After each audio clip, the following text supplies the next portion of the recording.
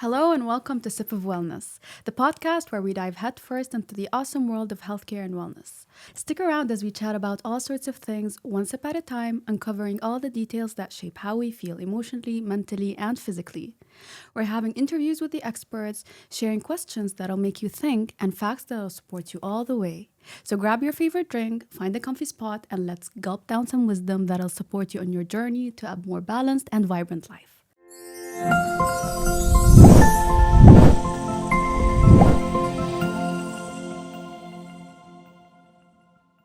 I'm Rima, and today I'm joined by Dr. Uloma Nkeiruka. Hi, Rima. Hi, Dr. Uloma. Welcome to the show. Thank you for having me. It's such a pleasure. It's great to have you here. Thank you. Dr. Uloma, before we start, can you tell me a bit about your experience in the UAE? You're obviously an amazing obstetrics and gynecology consultant. Thank you for saying that. Thank That's you. very kind of you. So I've been in the UAE, specifically in Dubai at King's College Hospital for the past 15 months, actually. Okay. I moved here last year, January, from the UK. Okay. So I'd lived and worked in the UK for nearly 20 years as an obstetrician and gynecologist. I am originally from Nigeria, West Africa. That's where I got my first degree from. Nice. And then I moved to the UK in 2003 and started my training in obstetrics and gynecology in 2005.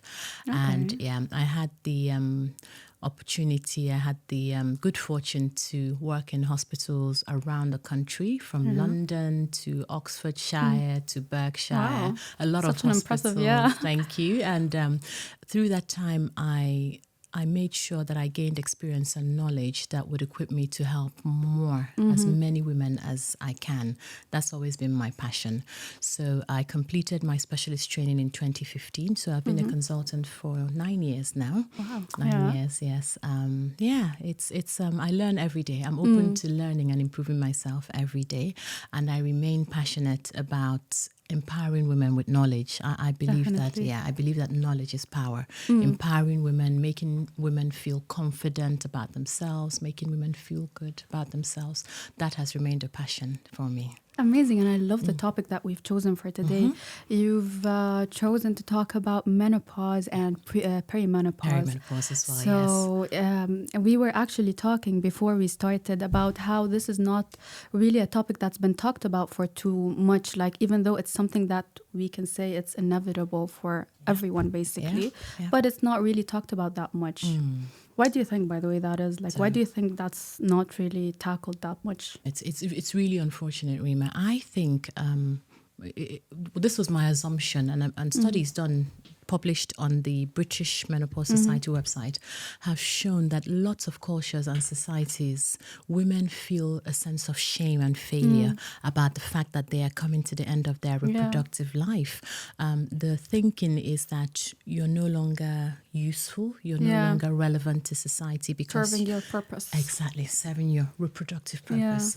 I think that's been the main issue. Thankfully, we've had a number of celebrities and prominent figures, such as Oprah herself, talking about it. In England, we had Davina McCall talk about it publicly and openly about the struggles of the menopause. A famous actress as well, Halle Berry, has talked about her struggles with perimenopause and menopause. And I'm a lady in my 40s as well, and the perimenopause is real for me. And I choose to be open about it with my patients and with anyone I meet. It's a real struggle. 100% of women will go through the perimenopause and the menopause. Your partners, your husbands, your boyfriends, your brothers, your kids will also see the impact of it. So walk this journey mission, with you. Exactly. Definitely. Hopefully walk it with you and observe you going through it and feel compassion for you. A lot of my patients, their husbands bring them in to get the help that they need. So I think a lot more needs to be done about getting the knowledge out there. Empowering women with the knowledge. It's nothing to be ashamed of.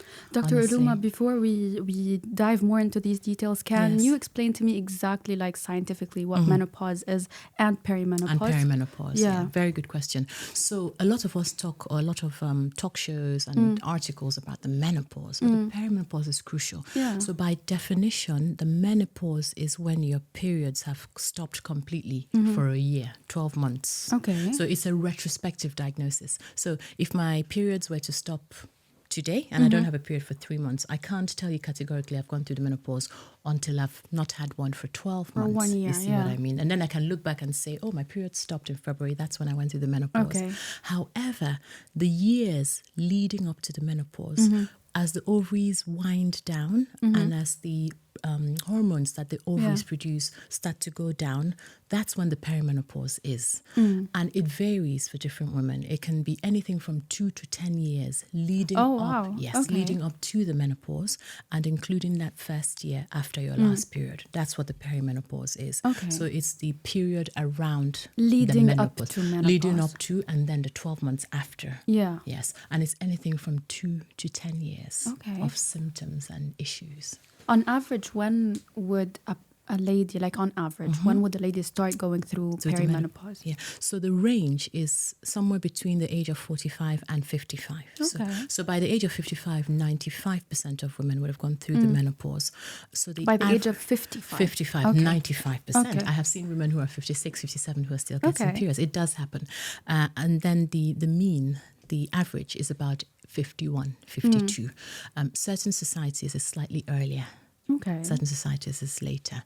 And So there are environmental contributory factors, you could say? we think environmental or genetic. Genetic, Or ethnic. Okay. Ethnic. For instance, Afro-Caribbean women are known to go through the menopause a bit earlier, around the age Okay. of 47, 48, 49. Interesting. Okay. Yes. Can menopause happen before the age of 40? Because I hear about these cases, but I don't know how true they are. Absolutely. Is it? Absolutely. That's another mistake we make. We think that the menopause is an issue for the older lady. Yeah. However, there are lots of young women who, for various reasons, go through the menopause even as teenagers. So sometimes it's... As teenagers? As teenagers, Okay. yeah. Idiopathic, we don't know why. So Okay. I was part of a menopause clinic in Oxford for nearly 3 years. We would see women in their 20s, in their 30s who have gone through the menopause. Irreversible. So, yeah, You could not- irreversible. Irreversible. Having said that, about 5% will randomly ovulate at some point and have a baby. Okay. So, but it does happen. You do find women who, unfortunately, sometimes it's due to a chromosomal problem, Okay. or a rare viral issue, or an autoimmune condition, or it just runs in the family. Sometimes that happens. And we mustn't forget as well, women who go through the menopause because they've gone through cancer treatment, chemotherapy, radiotherapy. That also affects. That also affects ovarian function in some cases. And women go through the menopause earlier than anticipated. So we mustn't forget that. So premature ovarian insufficiency, that's the new name for women who go through the menopause under the age of 40. It affects 1 in 100 women. 1 in 100. 1 in 100. And then Okay. about 1 in 1,000 women under the age of 30 Oh, will go through an early menopause. So yeah, it's something we should all be aware of. That's why, like, it's such an important topic because we always, like, as women, we're bound to go through menopause eventually. Yes. But if we know more about it, we're not going to be really afraid to go through it. Like, I as you agree. said, I like, agree. knowledge is power. Exactly. So as a woman, like, who's not me, like, as a woman in general, who wants to know more about menopause, Yes. what are the key things to keep in mind, let's say, to expect if you're going through perimenopause? Okay, so the perimenopause, like I said, can be 2 to 10 years before the Okay. actual menopause. So if you imagine that the range is from the age of 45 to the age of 55, if you're destined to go through the menopause at 45, your symptoms may start in your 30s. Okay. When you're 36, 37. The symptoms to look out for mainly are your periods becoming irregular. Okay. So if your periods are spacing out, you're used to having a regular cycle every 28 days, for example. Yeah. If they start to space out, you're missing periods and you're not pregnant and you see a doctor, there isn't any obvious reason. Sometimes it's the perimenopause. We've got to bear that in mind. Other weird symptoms, the most common are what we call the vasomotor symptoms, the hot flushes Okay. and the night sweats. The mood swings. A lot of women say to me they can't recognize themselves anymore. Okay. Mood swings, being irrational, irritable, a lot of rage. Other things like low energy levels, Okay. low libido is a crucial one, vaginal dryness. And sometimes women find out when they have fertility struggles and they go for fertility treatment. So those are things that one needs to look out for and be aware of. You know, sometimes it's nothing. It may be other medical conditions, but it's worth it, particularly with your periods, hot flushes, to see someone to make sure that's not what's going on. And if it is, get the right help. when, like you told me, if the periods become a bit irregular, is that the first alarming sign, like the most alarming sign? Yes. Because other things might be attributed to like stress, anxiety, Yes. as you said, other medical conditions. So period would be like the number one indicator, more or less? Usually, more or less. Yeah. And give it about 3 months. If you notice your periods are spacing out a bit, it may be something else, but go and get help. Yeah. Don't ignore it. Go and see someone. If it's stress, fine. Yeah. If you've lost a large amount of weight, if you've lost a lot of weight, or if you're exercising excessively, those are other factors for which you still need help. Because for whatever reason, if you're not getting your periods, you still need treatment. Yeah. Yes, the periods are there for a reason. It shows that your ovaries are working and your hormones are, being produced as they should. So yes, periods, hot flushes usually, insomnia. Okay. Mood changes. If you notice a change in your personality, mood changes, hot flushes, night sweats, typical. Low libido if you're in a relationship, if you're married, etc. Very important. But the periods are the hallmark. Okay. Is there anything that can be done, let's say, in the perimenopausal period?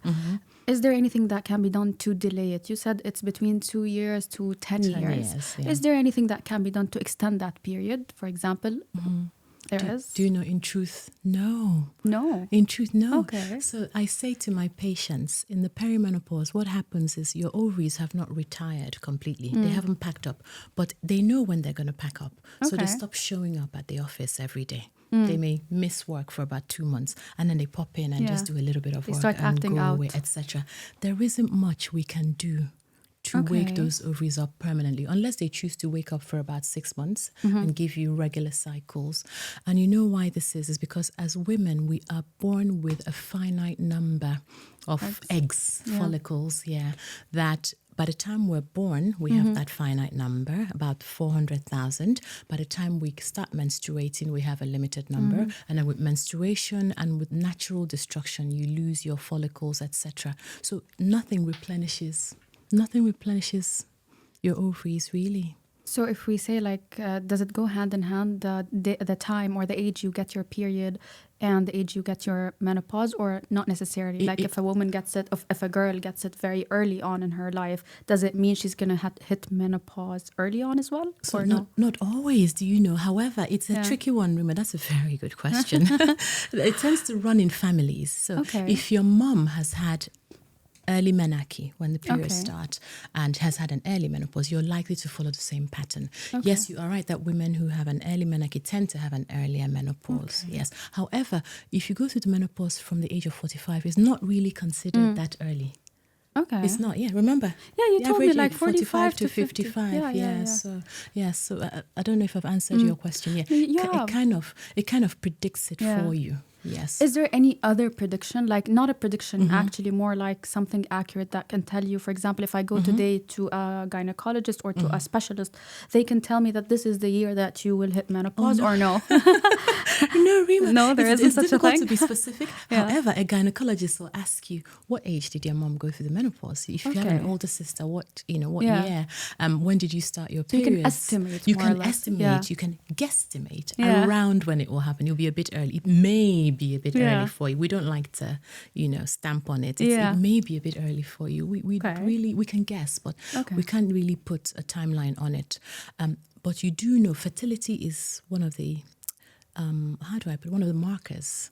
Fertility declines as we get older. So like I said to you, a lot of women will discover that if they start to have fertility struggles, that's when they usually find out on the blood tests. Oh my goodness, I don't have much ovarian reserve. And that is an indirect way of knowing that it may happen quickly for you. Okay. Yes.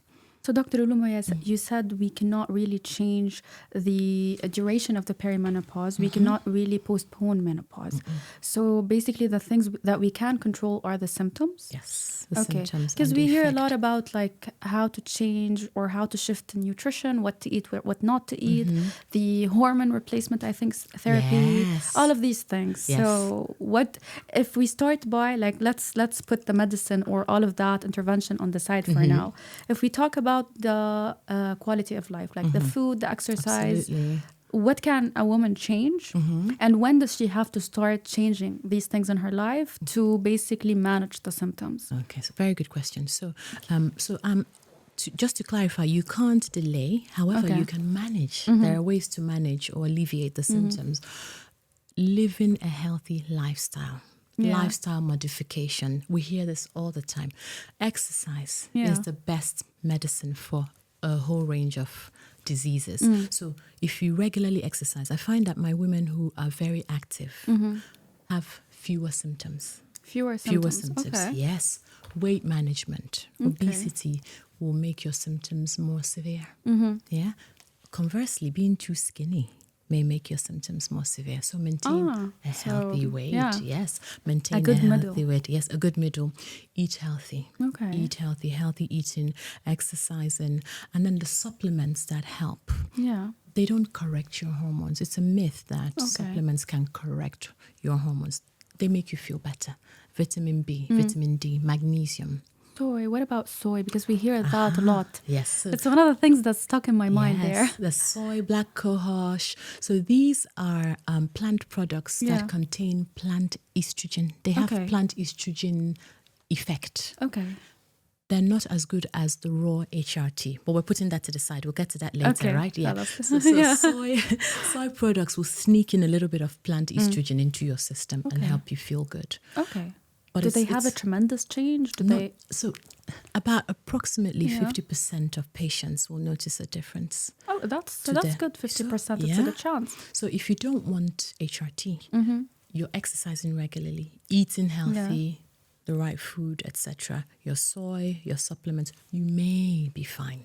Okay. You may be fine, yes. It's never a bad idea to live healthy and exercise and eat right. So far, every single person that I've asked about any disease, any disorder, it always goes back to eating healthy, staying away from alcohol, from cigarettes. Smoking. Yeah, exactly. Smoking ages you in so many ways. It ages your ovaries. It ages your bones. Is there like a study between, sorry to cut you off, but is there like a study between a person who smokes, a woman who smokes, and a woman who does not smoke in terms of basically menopause? Or Yes. Evidence suggests that if you smoke heavily, your menopause is likely to come earlier.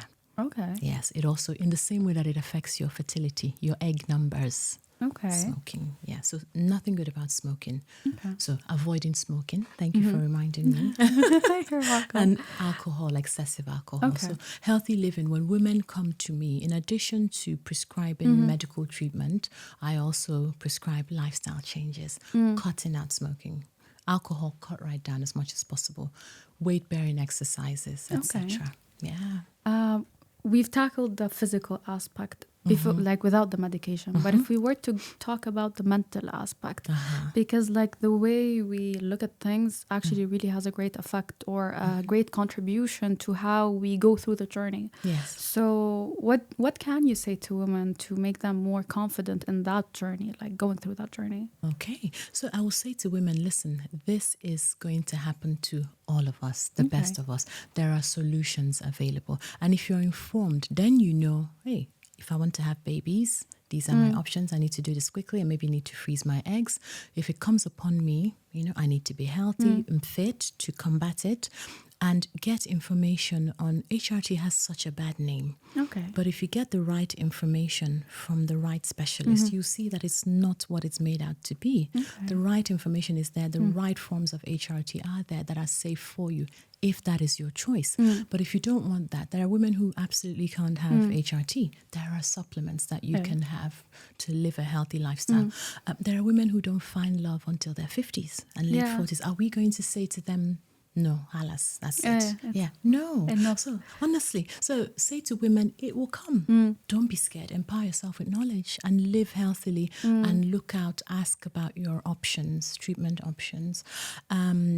I think that's the way to build sort of mental resilience about this menopause thing. It's nothing to fear. There's nothing to fear. And if I may go into, apart from the mental side of things and the physical side of things, the bits that we don't see, in addition to the symptoms you get with the menopause, the internal changes that happen, so your blood vessels and your heart, when your ovaries stop producing estrogen, your blood vessels will start to change. Okay. The lining of your heart. Did you know that? Yeah. No, this is completely new. Oh, yes, so important. So cardiovascular disease, if you notice or if you read the data, our risk of heart attacks and strokes as women, that risk goes up after the menopause. And the reason is because estrogen leaves the building. We don't have estrogen anymore protecting our blood vessels and our heart from the buildup of the bad kind of cholesterol. So HRT, getting your estrogen, will protect you from that. What is the number one killer of women worldwide? So cardiovascular disease. Not I would have breast thought cancer. it's breast cancer. Isn't it? Everybody talks about breast cancer. No, it's really important to know, particularly for women who go through the menopause in their 30s and 40s. Don't be scared of HRT. You need it to live longer because it's not the breast cancer that will get you. It's a cardiovascular disease. So that's something else that happens internally that we're not fully aware of. Yeah, that's actually new. Like people should understand these things. Really important. Men and women, not just women. Men and women, absolutely. Bone health as well. Yeah. Bone health. Osteoporosis. You know that your bone mineral density will start to go down as soon as your ovaries stop making estrogen. For the men, testosterone. Yeah. Bone mineral density. Yeah. So you're more prone to fractures. And all of this can be fixed, but not fixed, managed with HRT. Absolutely. Can we talk more about HRT? Yeah, It's hormone replacement therapy. Hormone replacement therapy. Yes, hormone replacement therapy. So as the name implies, this is a method of replacing the hormones that your ovaries would have been making for you. So the ovaries make estrogen, progesterone, and testosterone. As women, we make some of the male hormone. Yeah. The ovaries make about 50% of our testosterone. So with the menopause, levels go down or down to zero. Completely. So the other supplements will help to a large extent with your symptoms. But seriously, the evidence shows nothing works like the real thing. And the more modern forms of HRT are made in labs. All of them are made in lab to look identical to what your body makes.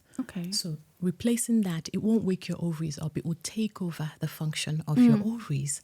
So you are, I put it in quotes, alive for longer. Yeah. Your bone health is preserved, your cardiovascular health, and your symptoms. You feel more alive. It will lessen the symptoms. It does, honestly. And for women, I'd say about 95% of my patients feel an instant change in the first few days to weeks. I kid you not. They notice that they sleep better, more energy, libido comes back, interest in life comes back. If your mood changes are due to the menopause, you'll notice a huge difference. And for a lot of women, skin and hair. Some of the other weird things that happen with menopause, hair starts to break, skin starts to change. But with HRT, women notice a huge difference. Yeah. What about other hormones? Like you were saying, our ovaries secrete estrogen, testosterone, and progesterone. So when we give you standard HRT in women, if you still have a uterus, you get your estrogen with the progesterone. You get those two. If you've had a hysterectomy, you don't need progesterone. Yeah, progesterone protects the womb lining from the stimulating doesn't have effect any other of function. estrogen. Yeah, it just protects. You know, on the side, it may make you sleep better. It may. But if you haven't got a uterus, you don't need it. Testosterone, we tend to start in women for whom the first dose or the first course of estrogen and progesterone, if it doesn't sort out the libido, testosterone helps with that because that's what's responsible as women for our libido, arousal, desire, all of that. But other things that testosterone will give you, boost in your confidence. Muscle mass gets better. It also helps with hot flushes, etc. So those are the main hormones. These are the 3 hormones we give with hormone replacement therapy. Seemingly simple, but it does make a difference. HRT usually is started in menopause or even before in perimenopause? Very good question. HRT can be safely commenced in the perimenopause. In the perimenopause. And you'll ask me why. In the perimenopause, remember what I said, the ovaries, they know when they're going to retire, so they're not functioning as they should. They start slowing down. Exactly. So what you want is your normal level, your normal daily dose of estrogen that your ovaries should be giving you because it's affecting you, right? So you can comfortably start HRT in the perimenopause for women who agree.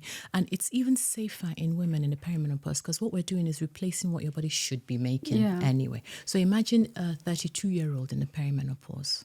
So her risk of breast cancer is much less, thrombosis, etc. So you start it then. What it will then do is replace the function of the ovary. The ovaries it says to the ovaries, okay, you can go to sleep now. We'll take over. Don't be unreliable. And it doesn't affect, it doesn't make menopause hit earlier? No, it doesn't. At all? No, not at all. It doesn't, your body will do what it wants to do. your menopause will still happen when it wants to happen, when it's meant to happen. Okay. And you may choose to continue HRT beyond the menopause if you want. A lot of women come off it and can't function and need it back. Yes. Okay. And it doesn't hurt at all. Like, it doesn't hurt. I mean, it doesn't affect the body at all if it's taken on a long term. So good question. Very good question. Yeah. So in truth, if you have a risk of breast cancer, the longer you are on HRT, the more that risk goes up. But this applies more to women who are menopausal, so from the age of 51. Okay. In a woman who's 32, 33, no, it doesn't, because age, you see what I mean, doesn't increase your baseline risk. Okay. Breast cancer, lifetime risk is 1 in 9. Sadly, statistics, 1 in 9 women will have breast cancer regardless. So whether you're on HRT or not, unfortunately, if you're destined, honestly, percentage. it's sad. I don't like to say it, but it's the truth. So in a younger person, you're less likely.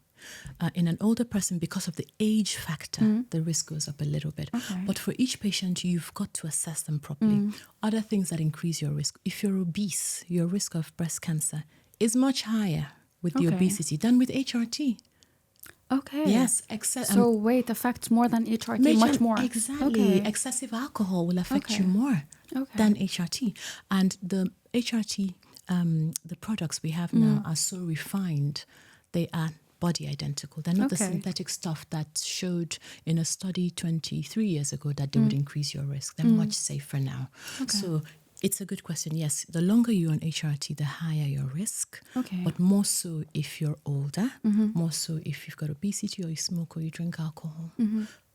But remember, it doesn't increase your risk of dying from breast cancer if you do get it. Okay, it just increases the risk of getting it. If you already have a predisposition. Yeah, so studies have shown that if you have the breast cancer cells, then it will accelerate. Okay. If you haven't got the cells, it won't do anything. It won't do anything. It won't do anything. It won't give you, it won't confer a brand new risk of breast cancer on you. Okay. Yeah. So basically, like, HRT is recommended for lifetime use. Honestly, so the International Menopause Society has clearly stated if a woman wants to be on it forever, let her. Okay. So old-fashioned advice used to be stop women at the age of 51, stop women at the age of 60. Early, very early. So I've had patients in the UK in their 80s who have been, honestly, I remember 3 women vividly who have been on HRT for 30-something years, and they say to me, doctor, don't you dare take me off this. I wouldn't give this up for anything. And they're sharp in their brain, and they look young, and their hair is vibrant. It does make a difference. Okay. Is there anything why someone should fear or not fear, like not really like HRT? Yeah.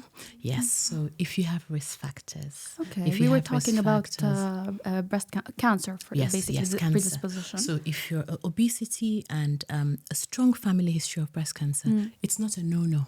Okay. Even if you have the BRCA gene, it's not a no-no. It's just being cautious, weighing up your quality of life. Some women have said to me, I don't care about the breast cancer. I want a quality of life. Okay. And then the type you give them and how you give it to them and having regular checks. Okay. So almost every woman can have HRT unless you've had breast cancer that is estrogen receptor positive. Okay. Yeah, if you have ongoing. Even in women who have had the breast cancer, in some situations when you've tried everything else and their quality of life is affected, nothing else has worked. And they say to you, it's my choice, I want my HRT. Yeah. You can't stop women from it. So almost every woman can. In obese women, of course they can still have it, but in a different way. Through the skin is safer. Okay. Yeah, usually, what is the mode of administration? Oh, so you can have it orally. Okay. You can have it through the skin. Okay. You can have it as little implants under the skin. Okay. HRT. There are different ways to give HRT. You can give it vaginally. Never knew about that. Oh, yeah. You can give it as a coil. Honestly, talking about menopause and HRT will take us about 10 podcasts, honestly. But there are different ways to give it. It's such an interesting topic, and really no one talks about it. No, it's such a big question mark. Even women, like you talked about it in the beginning, there is a sense of shame around this topic. Yes, a sense of shame and a sense of fear. Yeah. A sense of fear. HRT will give me cancer, it will kill me. No. If you don't get misinformation. Yeah, it's so. I'm passionate about getting the message out there that nearly every woman can have HRT. And if you don't want HRT, let's talk about other solutions. So exercising, weight-bearing exercises will help with your bone density, your muscle mass, and your mood, endorphins, as you know. Vitamin D and calcium, crucial. Even in women who I start HRT, vitamin D and calcium for their bones. Very important. So we're basically like tackling the things that might go wrong, which are the bone density, as well as anything for the heart, or no? So for the heart, if you have other pre-existing conditions, if you have high cholesterol already, of course, take your medication, but the HRT will help for the condition not to worsen. And this protective effect that HRT gives with heart conditions is up until the age of 60. So after the age of 60, not much we can do, but in terms of heart health, but it will protect you up until the age of 60. So we say to women, the earlier you start it, the better. Your heart and your blood vessels will thank you for it. They will stay young for longer. And I forgot to say also, some studies have shown that if you have a risk of dementia, family history, it reduces your risk. Oh, with HRT? Yes, so women on HRT are less likely to have dementia. That should be spoken about a lot. Like more. This is such an important thing, especially dementia. Like there isn't really any treatment for that. So it's better to like... at least have some options that will prevent. If it doesn't work, fine. Definitely. Yeah, but at least try. So, Dr. Uloma, you said nothing really delays menopause. Can something make it happen faster or quicker or earlier for women? Yeah. Unfortunately, so like we said, things like rare viral conditions can shut down your ovaries. Autoimmune conditions can shut down the ovaries. Chromosomal problems. Rare chromosomal problems. Fragile X syndrome is one of them. So your chromosomes are female, but not perfectly XX as it should be. Early menopause. Chemotherapy. Radiotherapy. Anorexia, things like eating disorders. Excessive weight loss that is sustained. Your ovaries will stop working. What about pregnancy? Does that affect this in any sense? No, it doesn't. Like multiple pregnancies, number of kids, all of that, it doesn't affect at all? No, it doesn't. Your menopause will happen when it is meant to, when it is destined to happen. That's a fascinating thing. You made me think about it. Yeah, it will happen. What about sexual activity? Because usually that's one of the things that women and men technically, they're really bothered by, which is the sexual aspect of menopause. Yes. So how can this be kind of reversed? Is it reversed also with HRT or no? Yeah, it can be managed successfully with HRT. Okay, first of all, something to understand about women is that we have multiple issues that affect sexual function. Yeah, so it may not be just your hormones. It may be stress, mental state. Yes, too many kids. Husband isn't treating me well. Things like that. I don't have enough money in my bank account. So first of all, tackle those. But truthfully, yes, as the hormones decline, sexual function can decline as well, and not just because of the low hormones, also because vaginal dryness and pain will make women lose interest. That also happens with the menopause. As estrogen leaves your body, the genital area becomes different. It thins out and becomes more painful and more sensitive. So hormone replacement therapy given directly to the area helps. So for some women who don't want to have systemic HRT, through the mouth, or you can give vaginal. It changes things and can make a huge amount of difference. Hormone replacement therapy, estrogen and progesterone only will work for some people. For some women, if you add on the testosterone, it will make a difference. However, remember, like I said, 70% of women, it'll be fine. But if there's still something else nagging, you've got to sort that out as well. So sexual function is something else women are ashamed to talk about. It is important. Like I said, some women get married later in life. They find their love later in life and should carry on. There's nowhere it says you shouldn't be sexually active because you're too old. Yeah, definitely. It makes no sense. No. But if we look at these two factors, like if we look at sexual activity, vaginal dryness, and hot flushes. Yes. These two things, can they be alleviated in some sense of way other than, like in combination or as in addition to HRT? Of course, yes, there are ways. So there are medications that stop hot flushes. They can be non-pharmaceutical or pharmaceutical. So non-pharmaceutical stuff we've talked about, like the isoflavins, the black cohosh, evening primrose oil, a little bit for some people. Yeah, there are lots. Sage works for some people. So many. And that is is it drops or is it drink or is tablets, supplements you can buy over the counter. It works for some people, hot flushes. And then the pharmaceutical stuff, there are medications. So antidepressants, such as venlafaxine, that's a very good one. In women who have had breast cancer, for instance, who don't want to have HRT, effective. You can start with a low dose and you can build up. Really good for the hot flushes. Yeah, that can help. Vaginal dryness, in addition to HRT, you can give vaginal moisturizers. So not just lubricants, not just lubricants that work very briefly for a few minutes. No, moisturizers that you would use regularly as you would moisturize yourself nearly every day. They also help. They help with the symptoms. They don't replace the collagen. The beauty of HRT is that it helps to increase collagen production and improves the texture of the tissues down below. But the other stuff will give you some temporary relief. You can use them hand in, they can go together, Absolutely. you know? Yes, hand in hand. You can use both at the same time and it makes a huge difference, Dr. Uloma, we've spoken about how women in general, they can understand or be more equipped to handle menopause. But what can we say to men? Because men are also they go through the journey with the women. So what can we tell them to equip them more so that they can handle it more and not handle it so that they can support their partner better? So I have to say that in my practice, I've been very impressed by the proportion of men who come with their wives. The men who are the ones who even encourage their wives to come to appointments because they've done their research. A lot of men are very understanding, but I think more needs to be done to get the word out there. So I'd ask the men to be compassionate. Again, knowledge. If you understand that this is likely what's happening to my wife or my partner or my sister, then you know who to take her to and the sort of help to seek out the patients, help them with their research, you know?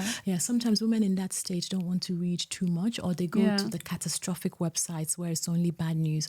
Support. That alone, by the way, Google and everything Dr. that you Google. Go on. That alone is a problem. Very problematic. Honestly. So it's just, making sure the information gets there, gets out there to the men so that they're more understanding, more aware and supportive. Yeah, really important. I don't know. Do you have any other suggestions, Rima? Have I left anything out? I think the best, from my perspective at least, I think the best thing would be to be understanding, empathetic, to understand the changes that a woman is going through, you know, because even if the man reads, he will know what to expect. He will, you know, he will know that she's currently going through this and this and this. She currently isn't feeling good about herself, mentally, emotionally, physically. So that I think I agree completely. Some compassion and empathy. And knowing that there are solutions. Don't give up.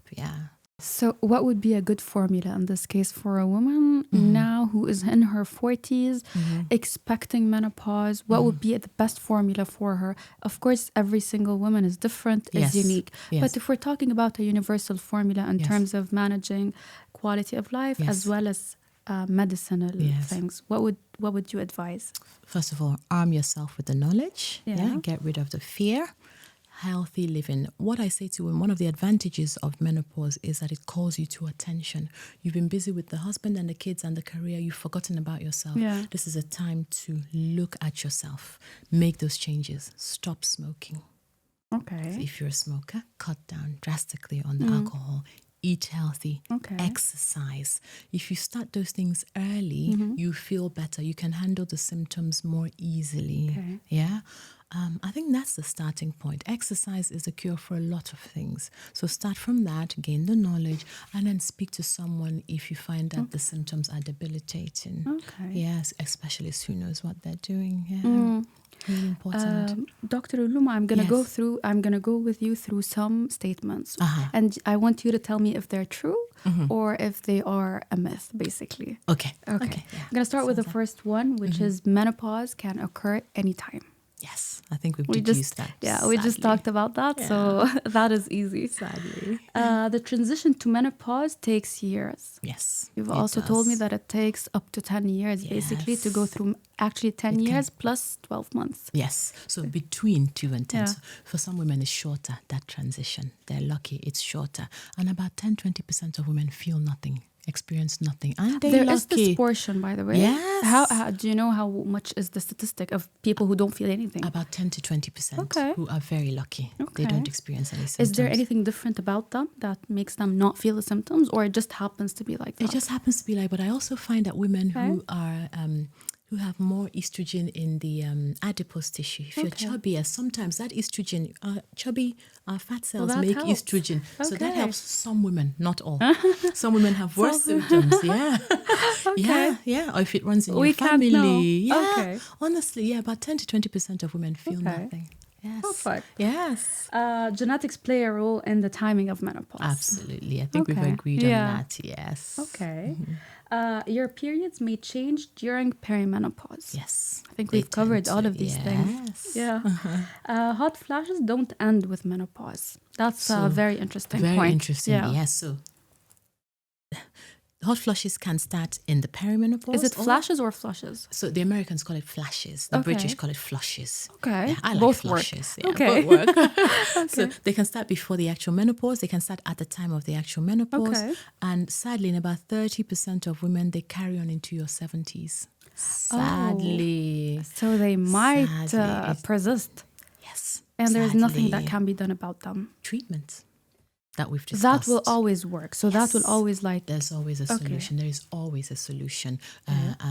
Fans, staying cool, avoiding spicy food, avoiding alcohol. Spicy food? Why? Yeah. So we don't know. I'm not clear about the mechanism, but spicy food in women who have hot flushes, it worsens them. My patients say when I have spicy foods, it happens more. Alcohol as well. So there must be a biochemical pathway that I'm not aware of. But yes, spicy foods, alcohol, avoid. Okay. Yeah, keep cool. But it doesn't make them go away. It helps you manage them. Menstrual symptoms can go away in menopause.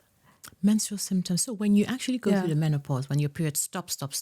Yes, for 12 months. Okay. So when they've stopped for 12 months, you don't have menstruation. You don't have them anymore. You don't have the symptoms. No, you don't. However, there's a but. There's a but. There's always a but. Some women will have a random postmenopausal bleed. Okay. Yeah, go through the menopause. You don't have once a period for 2 or twice. 3 years. It can happen. It can happen multiple times for a variety of reasons. If you have a bleed postmenopausally, i.e., 12 months after no bleeds, see your doctor because the worst, the 1 in 10 chance is that there is a pathology like a cancer there. Okay. Yeah, so really important. To get checked. Yeah. 9 times out of 10. Listen to this. 9 times it's fine. Okay. Just get checked. Yeah. But please get checked. Don't focus on the 1 out of 10. Definitely. Well, look, really keeping a healthy mindset or a positive mindset towards it. So important. Makes a lot of difference. It does. Can pregnancy happen during menopause? So during the perimenopause, it can happen. Oh, yes. And I have seen it happen. So please do not assume I'm perimenopausal, it won't happen. And also, very important, HRT is not contraception. That was the follow-up question, actually. Yeah, I wanted to know, usually they say that if you are on HRT, you don't need to go through, you don't need to take any contraceptives. No. Quite the contrary. Okay. Quite the contrary. It makes you more fertile? Exactly. No, it doesn't make you more fertile. It doesn't. It just doesn't suppress your fertility. Okay. Yeah. So even for women who've gone through an early menopause, premature menopause, remember I said to you, 5% will randomly ovulate and get pregnant. It happens, and I've seen it happen. So you always advise women to... Contraception until the age of 55 is the recommendation of the British Faculty of Sexual and Reproductive Health. Okay, until the age of 55. 55, if you can. Menopause increases the risk of some health problems. Yes, absolutely. So remember what we said about your cardiovascular health, those changes. And also menopause increases the bad cholesterol level. It increases insulin resistance and diabetes, etc. That's why a lot of our chronic illnesses happen after the menopause. Yes. So like I said, menopause, forget HRT, it's a time to...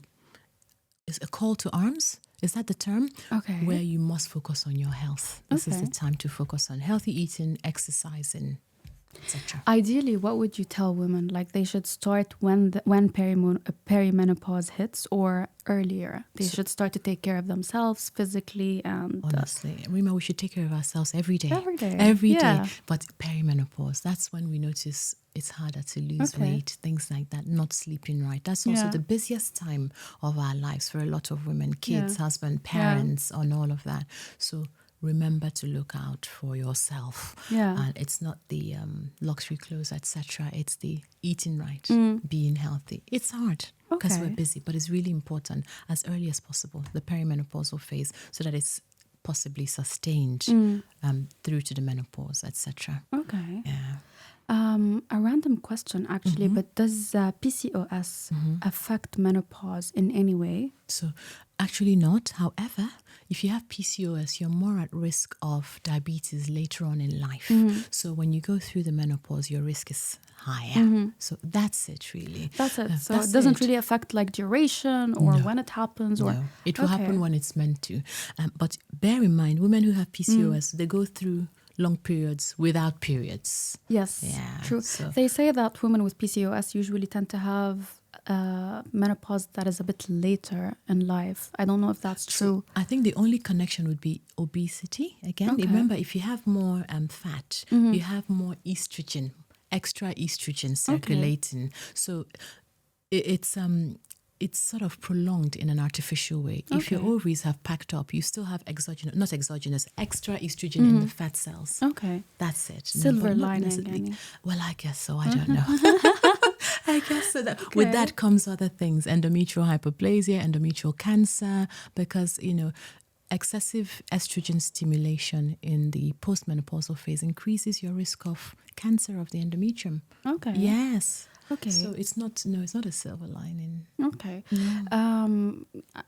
Does cancer still happen as often in menopause or after menopause? So after menopause, most cancers, the risks go up with age. And that applies to all kinds of cancer, or so some. Okay. The breast cancer. Okay.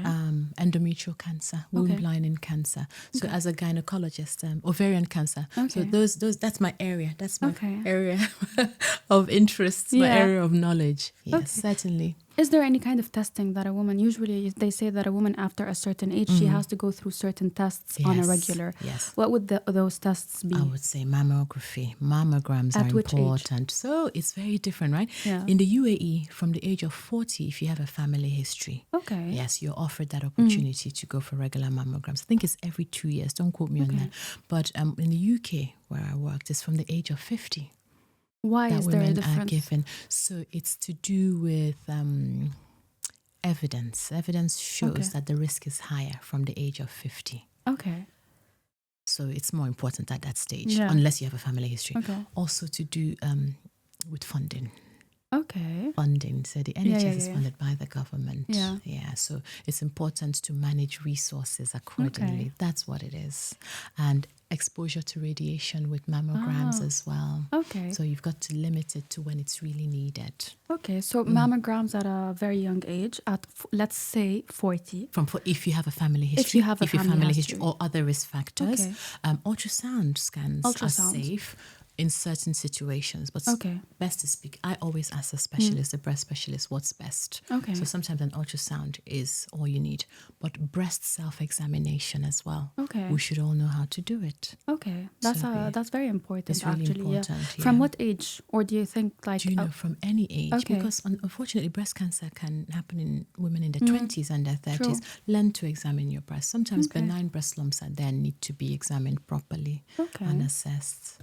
Yeah. So breast checks are really important.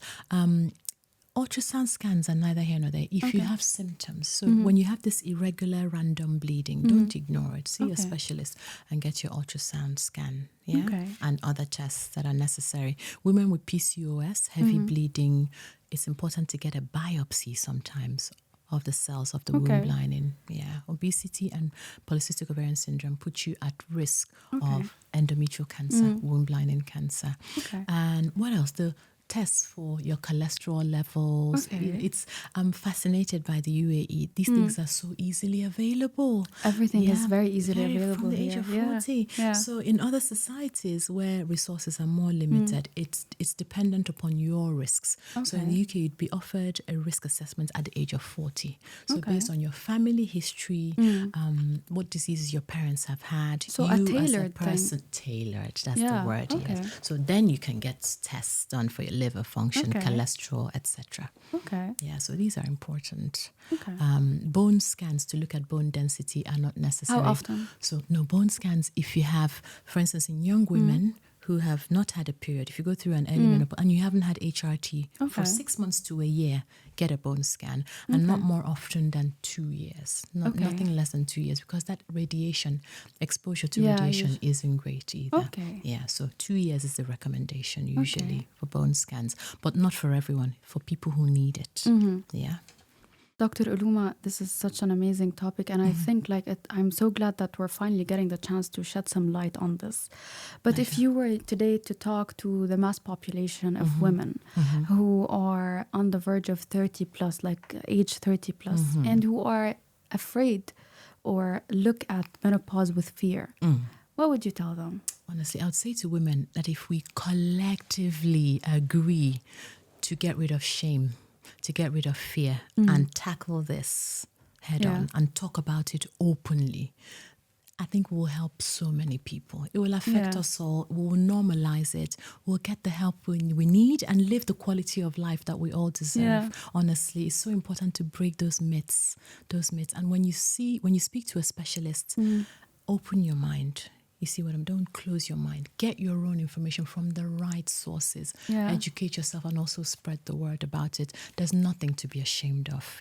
Women are living longer, living exciting lives in their 50s and 60s. So we deserve options that give us a best quality of life up until then, 70s, 80s. We're living longer. We do multiple things. Let's empower ourselves with the right treatment. And these things really should be talked about more openly between women as well themselves. Absolutely. Because people like women do not really like to talk about these things. They do not like to talk about like, I'm not getting my periods anymore. I'm getting hot flashes. I'm not happy. I'm not this. I'm not that. They don't like to talk about these things. Not even social media much talks about these things. You know. But the more we talk about it, the more we openly. I'm very open with my patients. I say to them, I'm in my 40s. I had a hot flush yesterday. You do not look like you're in your that. 40s, by the way. Thank you very much. But I am. You see, nothing to be ashamed of. Honestly, if we're more open, if more of us are more open about these things, we'll break all of those. Exactly. Those. What's the word? Is it not myths? All those beliefs, misconceptions, etc. Thank you. Honestly, thank you so much for your time, Dr. Aluma, and for your great expertise in this. For sharing your expertise on this topic. Where can patients find you? Where can women find you if they want to talk to you more? If they want to understand more about what they're going through? Yes, thank you for having me, Rima. It's been such a pleasure. I am at King's College Hospital, Dubai Hills. Through the call center, you can reach me, and book an appointment, and we can have a chat. I'm also on Instagram. We'll copy actually your Instagram handle in the comments. Yes, gradually getting there, but it's something I'm passionate about and more than happy to talk about. Perfect. Thank you so much, Dr. Uloma. It's been a pleasure. Thank you for having me. Thank you so much, and we'll see you next Friday. If you liked the content, make sure to subscribe to our channel. As well, if you have any topic in mind, make sure to write it in the comments. Thank you, and see you next week.